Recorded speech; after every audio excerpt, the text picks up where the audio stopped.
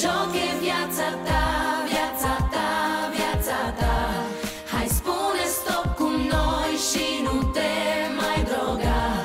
Găsești un drum mai bun, mai frumos, mai curat. Și spune acum cu noi: am luptat, am învins, m-am lăsat. Ești prins în clipe care te trag în urma ta. Sunt mii de vise care se scurg sub pielea ta. Ai călcat peste toți fără să-ți pese ce ajungi. Ai ajuns de fapt de rușine să fugi. Ți-ai luat biletul către ea din magazinul de legale și crezi că scapi acum de toate problemele tale. Ai crezut că ești cool și acum plătești cam mult, iar o travă din vene te va face pierdut. Ai nevoie să te ridici, să faci ceva cumva. Nu lăsa să treacă neînsemnată viața ta. Nu-ți mai cheltui timpul încercând doar să te spăși. Te-ai obișnuit să spui nu poți și nu vrei să te lași. Te-ai lăsat purtat într-o lume doar a ta. Ai mințit cât ai putut și ai furat ce se putea. Ai pierdut și ultimul ban. Mamă, tată, i-ai vândut doar pe un Joc clan. e viața ta.